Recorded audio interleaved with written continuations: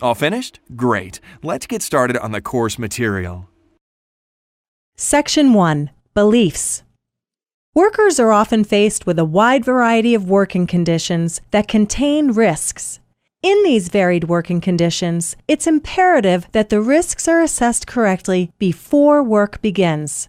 To help you recognize and effectively deal with these potentially dangerous situations, follow this 3-step approach. 1. Identify hazards. 2. Assess hazards. And 3. Control hazards. What causes injury and illness? To prevent injury and illness, we must understand what causes them. Only then can we take effective steps to eliminate the cause, thereby eliminating the injuries and illnesses themselves. This may sound simple, but in practice there are many different reasons for injuries and illness. Any or all of them may apply to your work site. Frequency. The third important component to consider when assessing hazards is the frequency of exposure.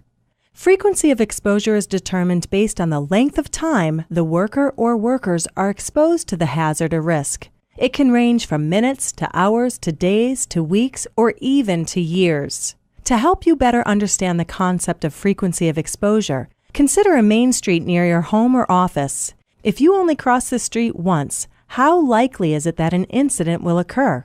Probably low. However, if you were to cross this street many times in a day, the likelihood of an incident is very high, right?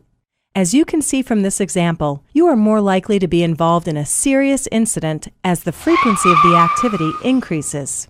Let's take that same example, but now imagine yourself on a less busy, rural road. Considering the probability of getting hurt, you may assume that because this road is not as busy, the probability will decrease. However, the severity and frequency of exposure may remain the same because the resulting injury from being hit by a car is the same no matter where it takes place, and the probability of getting hurt still increases if you cross the road more frequently.